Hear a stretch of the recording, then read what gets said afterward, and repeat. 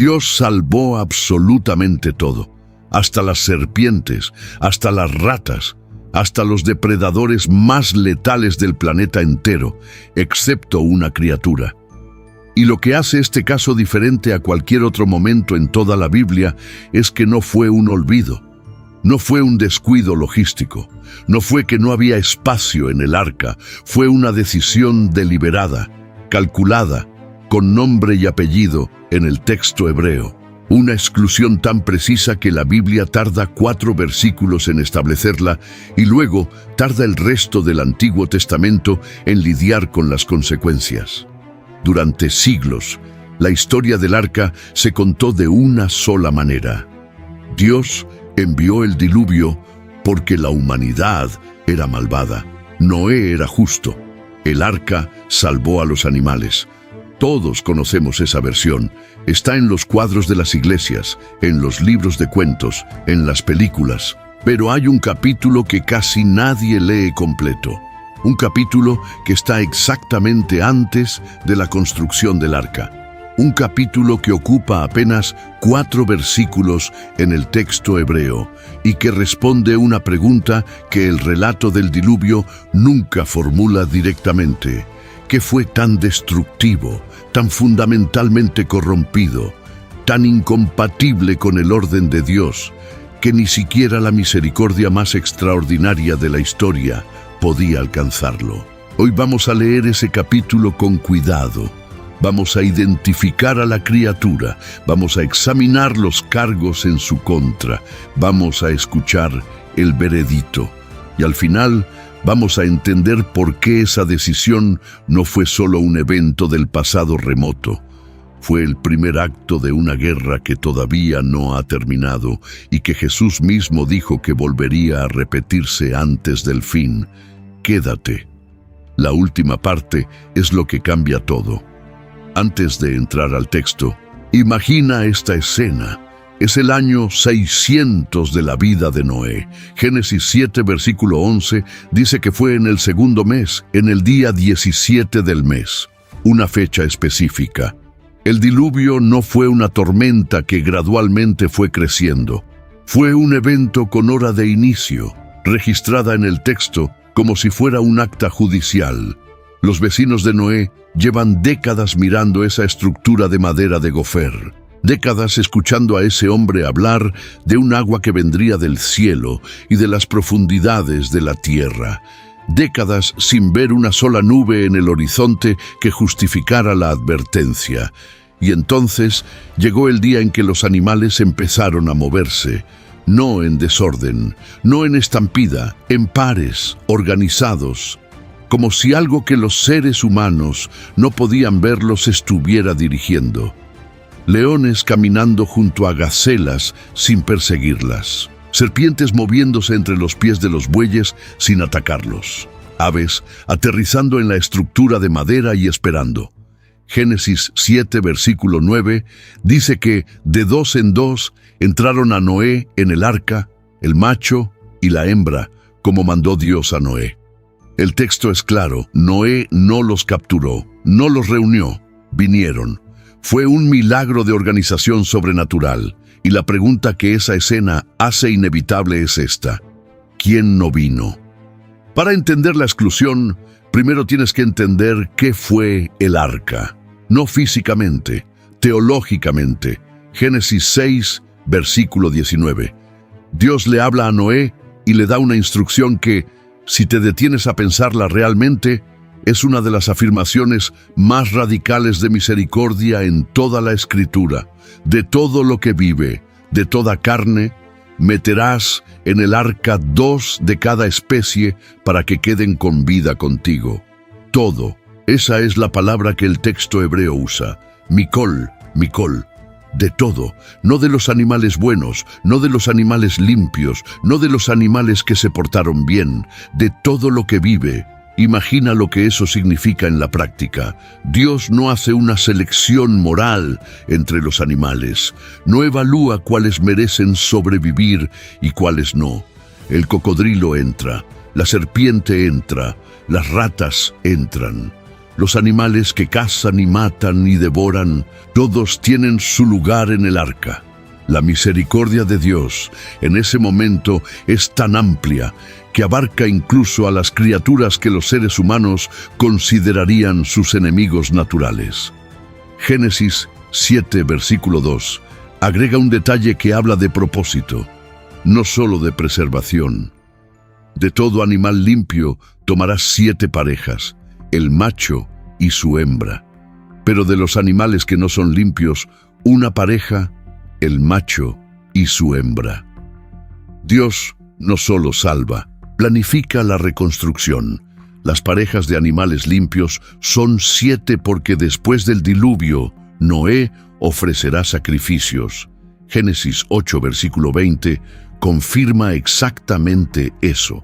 Y si hubiera llevado solo una pareja de animales limpios, el sacrificio habría dejado una especie sin representación para la reproducción. El arca es un proyecto de salvación total, un reinicio completo, una segunda oportunidad para todo el orden creado, excepto para uno.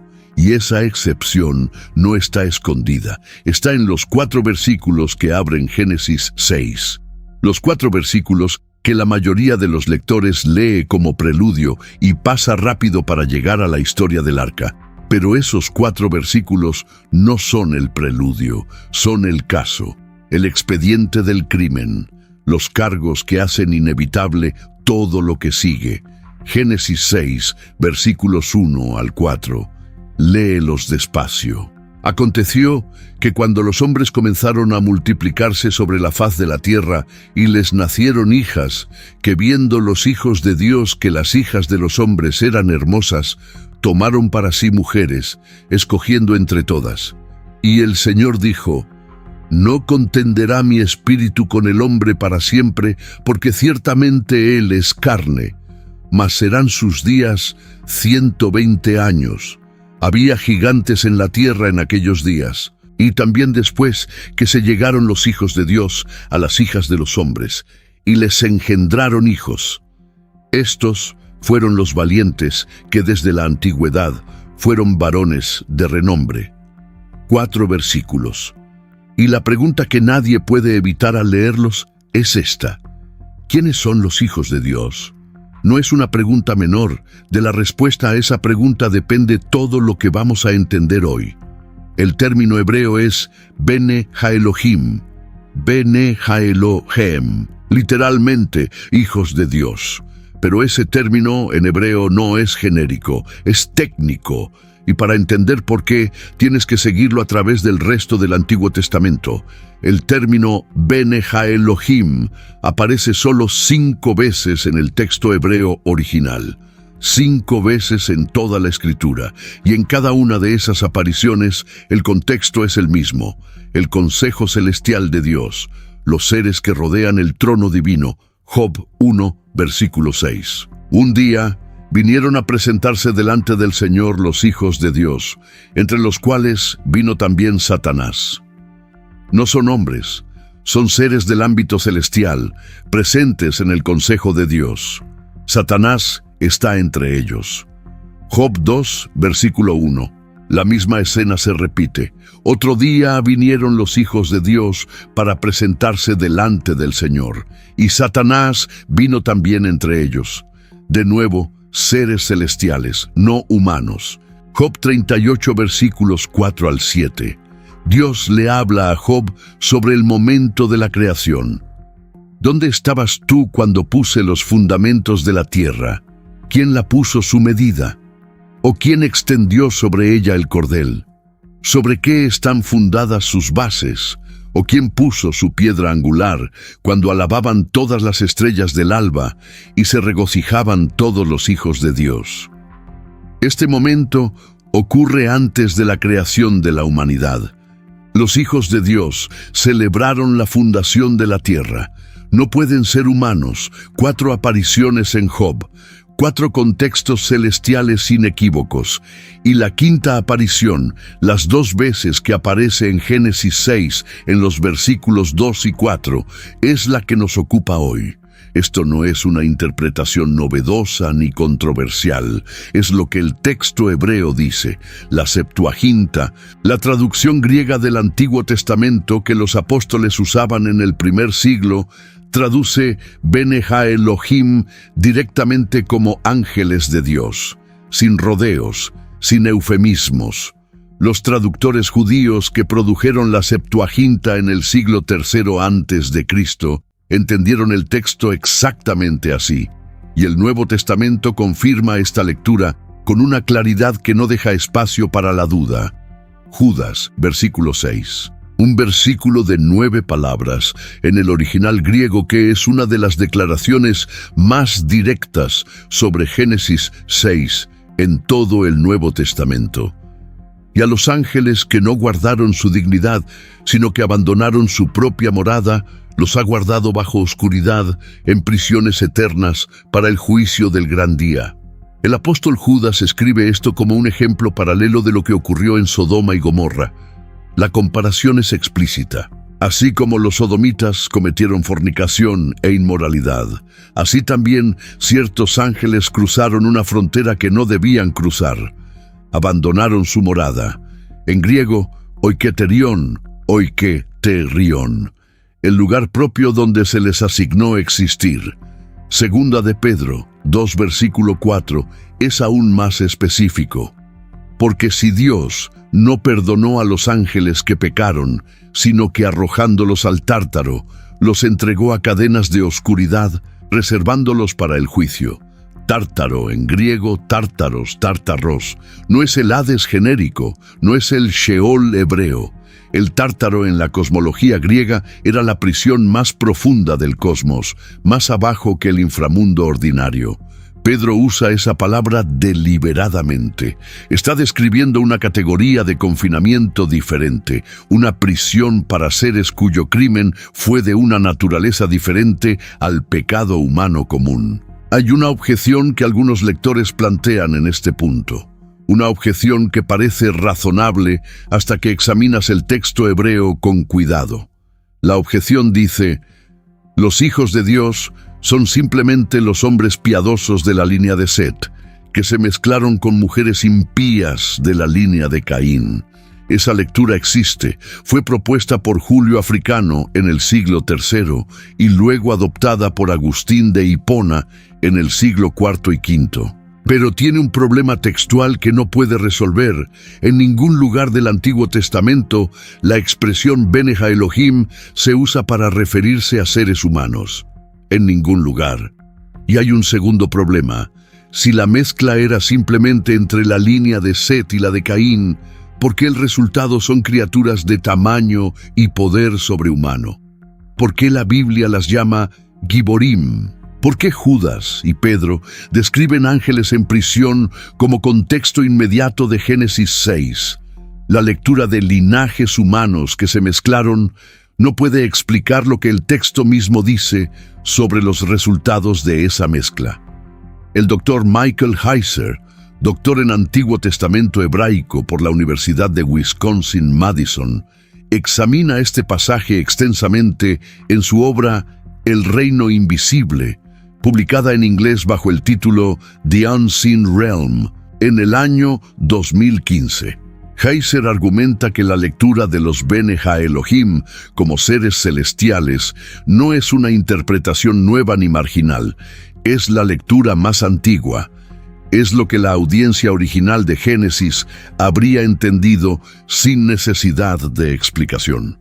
Y es la lectura que el contexto del Nuevo Testamento confirma de manera directa. Y si los Bene Ha-Elohim son seres celestiales que cruzaron la frontera entre el ámbito espiritual y el físico, entonces la pregunta inevitable es: ¿qué nació de esa unión?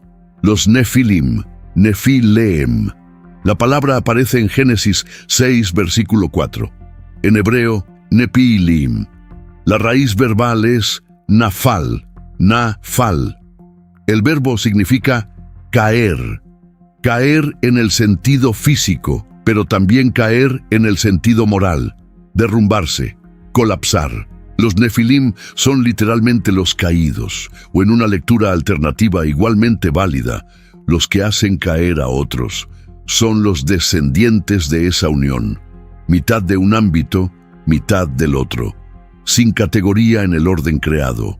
El texto los describe como giborim, giborim, la palabra hebrea para guerreros, para hombres de violencia extraordinaria, para luchadores cuya fuerza estaba más allá de lo humano normal. Y luego agrega una frase que la mayoría de las traducciones suaviza: Anshe Hashem, Anshe Hashem, hombres de renombre. Pero el término Hashem aquí no es un elogio, es una descripción de notoriedad.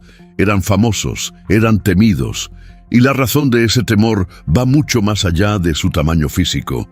Para entender qué hicieron los Nefilim para merecer la exclusión más absoluta del acto de salvación más grande de la historia, tenemos que ir a una fuente que los apóstoles conocían en detalle, una fuente que Judas cita directamente en los versículos 14 y 15 de su epístola, el primer libro de Enoc. Antes de continuar, una aclaración necesaria. El libro de Enoc no es escritura canónica para la gran mayoría de tradiciones cristianas.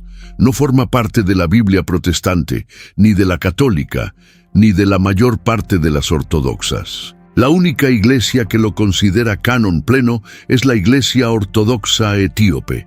Eso significa que lo que este libro dice no tiene la misma autoridad que la Biblia. Sin embargo, hay dos razones por las cuales es relevante en esta conversación. La primera razón, Judas lo cita. Judas 14 al 15 dice: de estos también profetizó Enoc, séptimo desde Adán, diciendo: he aquí, vino el Señor con sus santas decenas de millares, para hacer juicio contra todos, y dejar convictos a todos los impíos de todas sus obras impías que han hecho impíamente, y de todas las cosas duras que los pecadores impíos han hablado contra él. Esa cita corresponde exactamente al capítulo 1, versículo 9 del primer libro de Enoc. Un autor inspirado del Nuevo Testamento consideró este texto suficientemente significativo para citarlo en la escritura canónica. La segunda razón. El libro de Enoc es el texto más completo que tenemos sobre lo que la tradición del Segundo Templo entendía sobre Génesis 6.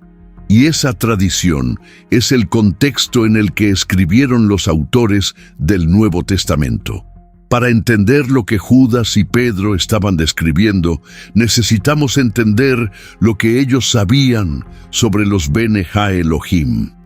El capítulo 6 del primer libro de Enoc describe lo que el texto llama los vigilantes. 200 ángeles que, según esta tradición, descendieron al monte Hermón, hicieron un pacto solemne entre sí y tomaron mujeres humanas. El texto es explícito sobre la naturaleza del crimen.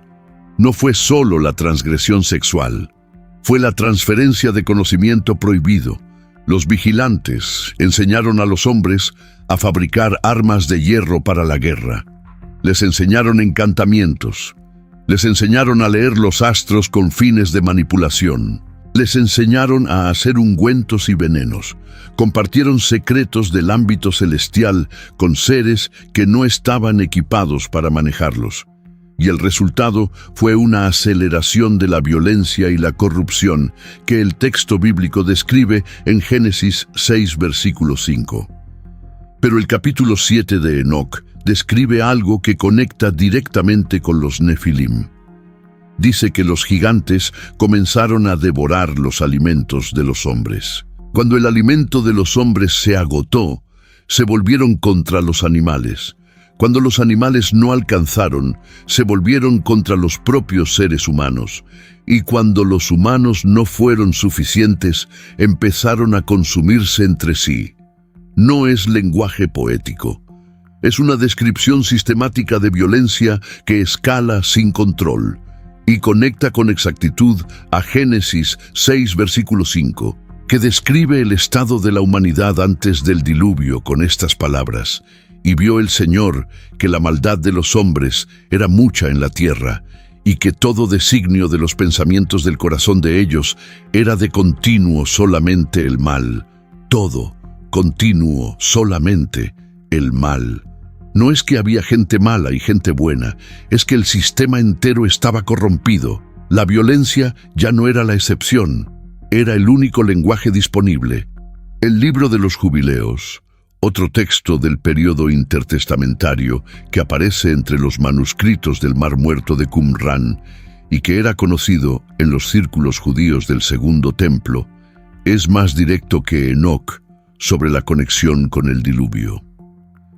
El capítulo 5, versículos 1 al 10, establece que limpiar la tierra de los Nefilim fue uno de los objetivos explícitos de Dios al enviar el diluvio. No un efecto secundario, un propósito central, una parte del plan. Lo que el texto bíblico describe con 4 versículos, la tradición del Segundo Templo lo desarrolla en capítulos, y lo que ambos coinciden en afirmar es que los Nefilim no eran simplemente hombres grandes, eran el mecanismo de una corrupción sistémica que amenazaba el orden creado en su totalidad. Llegamos al veredicto, y aquí el texto hebraico revela algo que la mayoría de las traducciones no transmite con la fuerza que merece. Génesis 6, versículo 9. El texto presenta a Noé con una frase que parece sencilla, pero que en hebreo es una de las declaraciones teológicas más cargadas del libro entero. Noé era varón justo, tameem, en sus generaciones. Con Dios caminó Noé. La palabra tamim, necesitamos detenernos en ella. En el sistema levítico, tamim es el término técnico que describe un animal sin defecto, sin mancha, sin mezcla.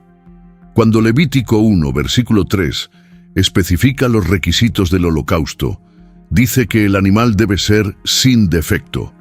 Tamim en hebreo. Levítico 22, versículos 19 al 21, repite el mismo criterio para toda ofrenda voluntaria. El animal debe ser tamim. Un animal que tiene algo alterado, algo fuera de su categoría original, no es tamim. No puede ser presentado ante Dios. El mismo término se usa en Deuteronomio 18, versículo 13, para describir la integridad total requerida de Israel ante Dios.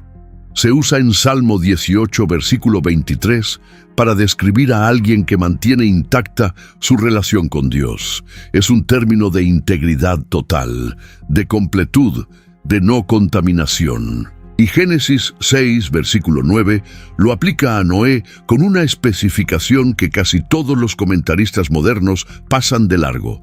Tamim en sus generaciones. En hebreo, bedorotav, en su linaje, en su descendencia, en la línea de su nacimiento. El Dr. Heiser, en El Reino Invisible, señala que esta frase tiene una carga semántica que va más allá de la moralidad personal. Tamim Bedorotav describe la integridad genealógica de Noé. No solo era moralmente recto, su línea de descendencia no había sido contaminada por la mezcla con los Bene Jaelohim. Eso significa que la elección de Noé no fue arbitraria. No fue que Dios miró a la humanidad y eligió al menos malo. Fue que en toda la humanidad prediluviana, Noé era uno de los pocos cuya genealogía no había sido cruzada con la de los Nefilim. Y aquí está el corazón del veredicto. Esas criaturas no podían entrar al arca, porque no encajaban en ninguna categoría del orden que el arca estaba preservando. Génesis 1 describe la creación organizada por categorías. Cada especie según su especie, cada ser según su orden. Los animales, los pájaros, los reptiles, los seres humanos, cada uno con su lugar, con su función, con su propósito en el sistema de Dios. Eran el colapso de esas categorías. No eran plenamente humanos, no eran plenamente angelicales.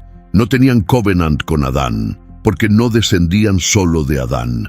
No tenían covenant con los seres celestiales, porque su naturaleza era mezclada. Eran seres sin categoría en el orden creado.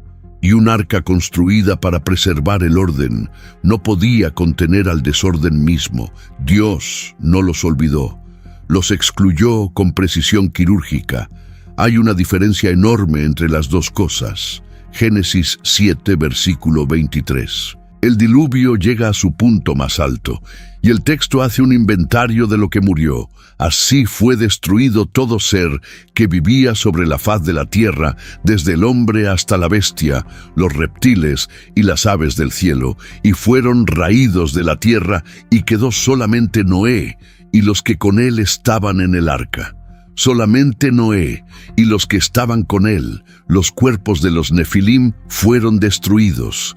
El diluvio los alcanzó sin excepción. Pero aquí emerge una pregunta que el texto canónico no responde directamente. Una pregunta que la tradición que Judas y Pedro conocían responde con una claridad que, una vez que la ves, cambia cómo lees el Nuevo Testamento entero. ¿Qué pasó con los espíritus de los Nefilim? El primer libro de Enoc, capítulo 15, versículos 8 y 9. Recordando que este texto no es escritura canónica, pero refleja la tradición que los apóstoles conocían y en parte validaron al citarlo.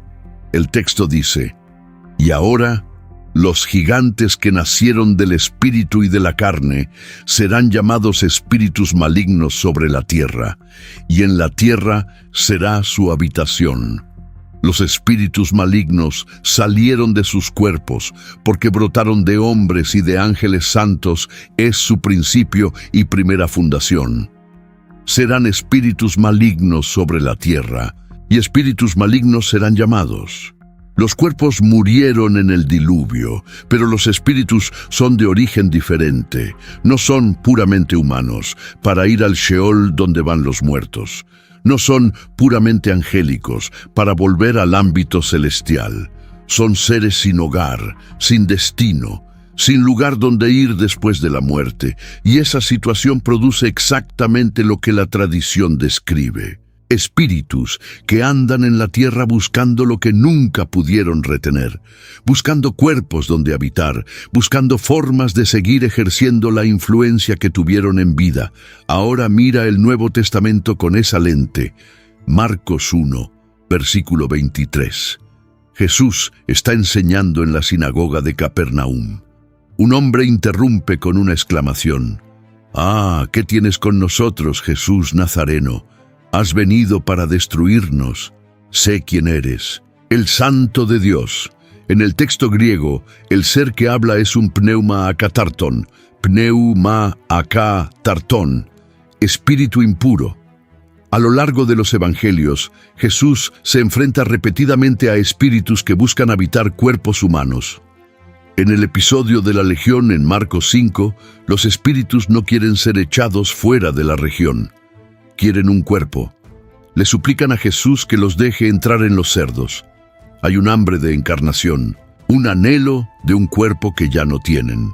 Los ángeles caídos, los vigilantes, están en el Tártaro según Segunda de Pedro. Están encadenados, no andan sueltos.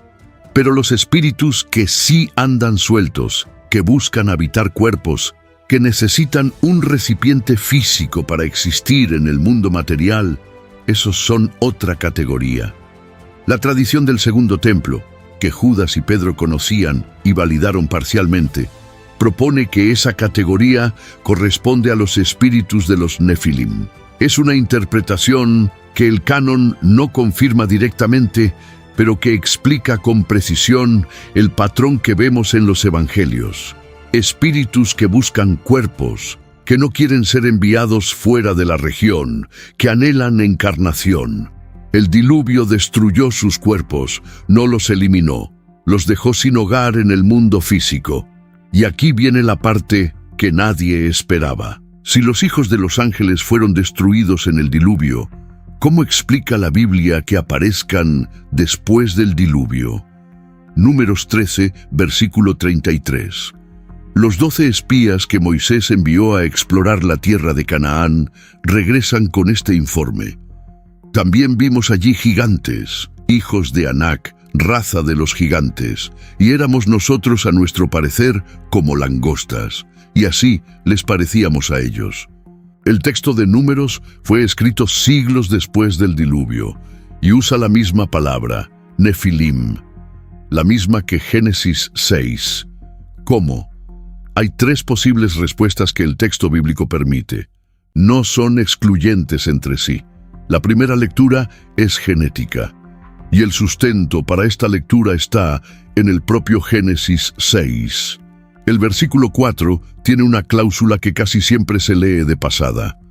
Había gigantes en la tierra en aquellos días, y también después de que se llegaron los hijos de Dios a las hijas de los hombres, también después. El texto está diciendo que la incursión de los Bene Ha Elohim en la línea humana no fue un evento único y cerrado antes del diluvio. Fue un patrón que, según el texto mismo, continuó después. Si la actividad de los Bene Ha Elohim no terminó con el diluvio, los resultados de esa actividad podrían seguir produciéndose en escala menor. La segunda lectura es lineal. Una o más de las nueras de Noé podrían haber portado rasgos genéticos de líneas mezcladas previas al diluvio. El texto no lo confirma, no lo descarta, pero explicaría por qué los gigantes del período de la conquista de Canaán están geográficamente concentrados en regiones específicas, no están en toda la humanidad post-diluviana, están en Canaán, en Basán, en regiones concretas. Eso sugiere transmisión por líneas familiares específicas, no dispersión general. La tercera lectura es terminológica. Es posible que en Números 13 la palabra Nefilim sea un uso cultural, no una declaración genealógica precisa. Los espías, aterrorizados por el tamaño inusual de los habitantes de Canaán, habrían usado el nombre de los legendarios gigantes de la memoria colectiva para describir lo que veían. En ese caso, los Nefilim de Números no son genéticamente los mismos que los de Génesis 6. Son simplemente hombres excepcionalmente grandes que activaron la memoria de aquellos. Las tres lecturas tienen textos de apoyo. Lo que ninguna de las tres puede ignorar es que los gigantes de Canaán fueron considerados un problema tan serio por Dios que la orden de exterminio durante la conquista de la tierra no fue solo territorial, fue sistemática. Y aquí hay algo que los lectores modernos no suelen conectar. Hay una geografía del problema. Mira dónde estaban los gigantes en el texto bíblico. No estaban en Egipto, no estaban en Mesopotamia, no estaban en todo el mundo habitado, estaban en Canaán, en regiones específicas de Canaán, Hebrón, Debir, Anab, Basán, Gat. El texto de Josué 11, versículo 21 al 22, es muy específico. Josué exterminó a los anaseos del monte Hebrón, de Debir, de Anab y de todos los montes de Judá y de Israel, y los relegó exactamente a 3 ciudades, Gaza, Gat y Asdod, 3 ciudades filisteas. Esa concentración geográfica sugiere transmisión por líneas familiares concretas, no dispersión general. Alguien portó algo en su línea que generaciones después produjo estos seres.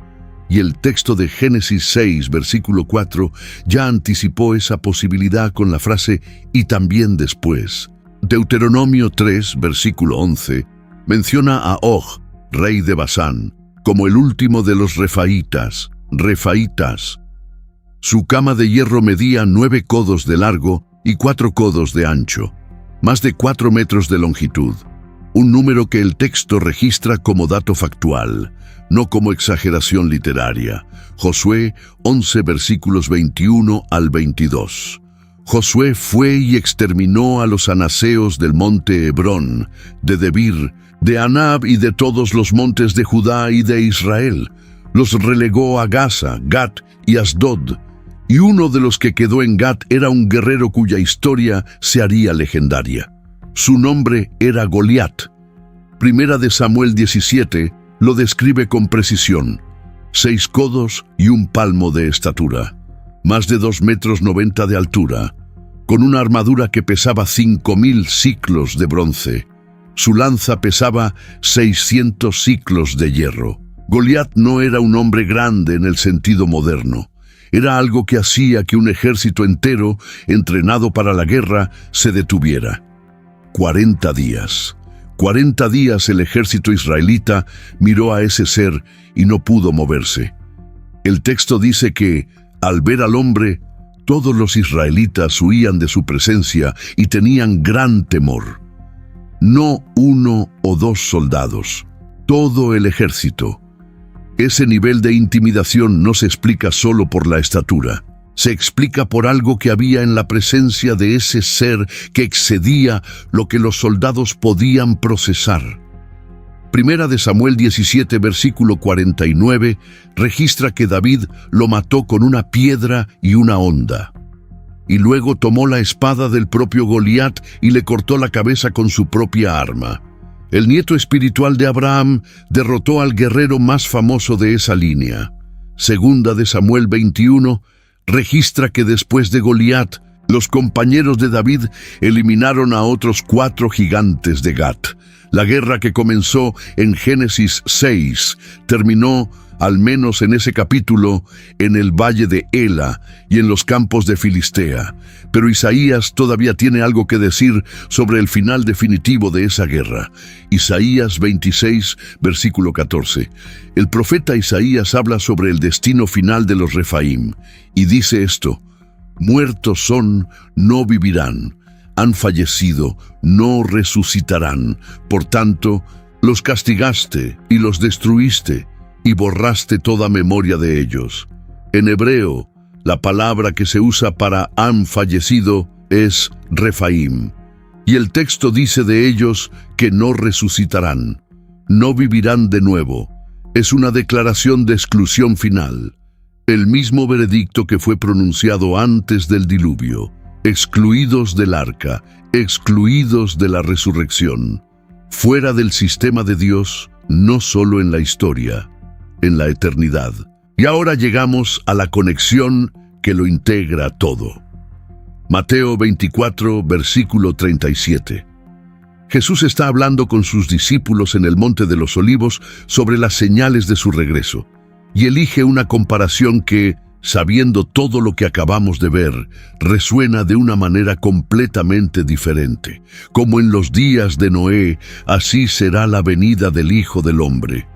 Los lectores modernos tienden a leer esa comparación como una referencia al descuido de la gente. Comían, bebían, se casaban y no prestaban atención. Pero Jesús no está hablando solo de descuido. Sus oyentes en el primer siglo conocían perfectamente lo que caracterizó los días de Noé. No era simplemente que la gente era mala, era que el orden fundamental del cosmos había sido violado, que los límites entre los ámbitos habían sido cruzados, que la corrupción había penetrado hasta el nivel de la naturaleza misma de los seres humanos. Cuando Jesús dice, como en los días de Noé, está señalando un estado de corrupción tan sistemático, tan estructural, tan total, que solo puede ser respondido con un reinicio completo, y está diciendo que ese estado vuelve antes de su regreso. Pero hay algo más que conecta el diluvio con el final de los tiempos, algo que no está en Mateo 24, está en Génesis 3, versículo 15. El primer versículo profético de toda la Escritura. Es el momento en que Dios le habla a la serpiente después de la caída en el jardín. Y pondré enemistad entre ti y la mujer, entre tu simiente y la simiente de ella. Ésta te herirá en la cabeza, y tú le herirás en el calcañar. La simiente de la mujer, un descendiente de la mujer que aplastará la cabeza de la serpiente. Es la primera promesa de redención, el primer anuncio del Mesías, y está formulado en términos de linaje, de descendencia, de genealogía. Esa promesa tiene un destino. Una mujer humana dará a luz al que aplastará la cabeza de la serpiente. Un ser completamente humano, nacido de una madre completamente humana. Ahora, conecta eso con lo que estamos viendo. La incursión de los Bene Elohim en la humanidad antes del diluvio no fue un evento aleatorio. No fue lujuria descontrolada de seres sobrenaturales que se dejaron llevar por lo que veían. Los seres del Consejo Celestial saben perfectamente lo que Dios tiene planeado. Estaban ahí cuando Dios estableció los fundamentos de la tierra. Escucharon la promesa de Génesis 3:15, conocían el plan. Y la operación de los vigilantes fue una respuesta estratégica a ese plan. Si toda la humanidad quedaba contaminada con descendientes de los Bene Elohim, si el genoma humano quedaba irreversiblemente mezclado con algo que no era puramente humano, la simiente de la mujer no podía venir de una mujer completamente humana. El plan de Génesis 3:15 fallaría antes de poder cumplirse. El Mesías prometido no podría nacer. Génesis 6, versículo 5, registra hasta dónde llegó esa estrategia. Todo designio de los pensamientos del corazón de ellos era de continuo solamente el mal. No algunos, no muchos. El texto usa la palabra kol, todo, totalidad. La corrupción había penetrado tan profundamente que solo quedaba un hombre cuya línea no había sido comprometida. Uno solo. Imagina lo cerca que estuvo de fallar ese plan. Imagina que Noé hubiera muerto antes de tener hijos. Imagina que sus hijos no hubieran sobrevivido. Imagina que la línea se hubiera roto en cualquier punto de los 10 patriarcas que van desde Adán hasta él. La promesa de Génesis 3:15 no habría podido cumplirse. El arca no fue un barco, fue una intervención de emergencia para proteger la única línea que mantenía viva la posibilidad de la redención. Y la exclusión de los que la habían corrompido fue el precio necesario para que esa protección funcionara. Génesis 8, versículo 1. Después de 150 días, las aguas comienzan a descender. El texto dice: «Y se acordó Dios de Noé y de todos los animales, y de todas las bestias que estaban con él en el arca, e hizo pasar Dios un viento sobre la tierra, y disminuyeron las aguas.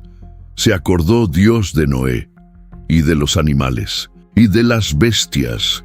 La arca descansa sobre el monte Ararat, las aguas retroceden, Noé abre la ventana y suelta un cuervo, luego una paloma, la paloma regresa porque no hay dónde posarse, 7 días después la suelta de nuevo, y esa paloma vuelve con una hoja de olivo en el pico.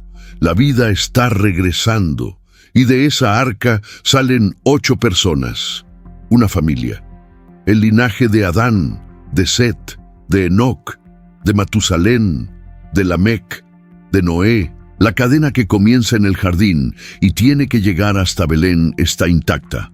Lucas 3 traza la genealogía de Jesús de Nazaret, verso por verso, generación por generación. Yosef, hijo de Eli, hijo de Matat, hijo de Leví, hijo de Melqui, hijo de Janai, hijo de Yosef, y sigue subiendo, hasta David, hasta Abraham, hasta Noé, hasta Set, hasta Adán, hasta Dios. Cada nombre en esa genealogía es un eslabón. Cada eslabón es un ser humano cuya existencia fue necesaria para que el siguiente pudiera venir, y la cadena entera tenía que sobrevivir el diluvio. Los caídos eran una amenaza a esa cadena, no solo físicamente, genealógicamente, teológicamente, estructuralmente. El veredicto que los excluyó del arca no fue un acto de exclusión arbitraria. Fue el acto que hizo posible que, 2 milenios después, en un establo en Belén, naciera el niño que cumpliría lo que Génesis 3:15 prometió. Si llegaste hasta aquí, quiero que te lleves algo concreto. La historia del arca tiene 2 lados. Un lado que todos conocen, La misericordia de Dios que abre la puerta para todo lo que vive, que mete hasta las serpientes y las ratas, que da una segunda oportunidad al mundo entero. Ese lado es real, es poderoso, es uno de los actos de gracia más extraordinarios de toda la Escritura. Y hay un lado que casi nadie lee: la precisión de Dios, que excluye lo que no puede ser preservado, no por falta de misericordia, sino porque hay cosas que son incompatibles con el orden que la misericordia está tratando de salvar. Los Nefilim no entraron al arca, sus cuerpos murieron en el diluvio, sus espíritus quedaron sin hogar. Sus líneas genealógicas fueron metódicamente eliminadas durante la conquista de Canaán. El profeta Isaías declaró que no resucitarán, y esa serie de decisiones, desde Génesis 6 hasta el Monte de los Olivos, donde Jesús dice, como en los días de Noé, forma una sola historia. Una historia sobre un Dios que está dispuesto a destruir lo que es necesario destruir para proteger lo que es necesario proteger. La próxima vez que leas el Arca de Noé, detente en los 4 versículos de Génesis 6 que vienen antes de la construcción. No los pases como preludio, son el expediente, son los cargos, son la razón por la que el diluvio no fue solo una purificación, fue un veredicto, y una vez que lo ves así, el resto de la Biblia tiene un idioma diferente. Si este video te aportó algo que no sabías, o te hizo ver algo que ya sabías de una manera que nunca habías considerado, eso es exactamente para lo que existe este canal. La Biblia tiene capas que la lectura rápida no alcanza. Cada semana abrimos una de esas capas. Si llevas tiempo aquí y este contenido forma parte de lo que ves con regularidad, deja el like. No te pido que lo hagas porque sí, te pido que lo hagas si sientes que lo que escuchaste hoy valió el tiempo que invertiste. Ese like le dice al algoritmo que este tipo de contenido vale la pena seguir haciendo. Si llegaste hoy por primera vez, bienvenido. No hay presión. Mira otro video, mira 2. Y si en algún punto sientes que esto es lo que buscabas en YouTube, suscríbete. La comunidad está aquí y hay mucho más por venir. Nos vemos en el próximo video.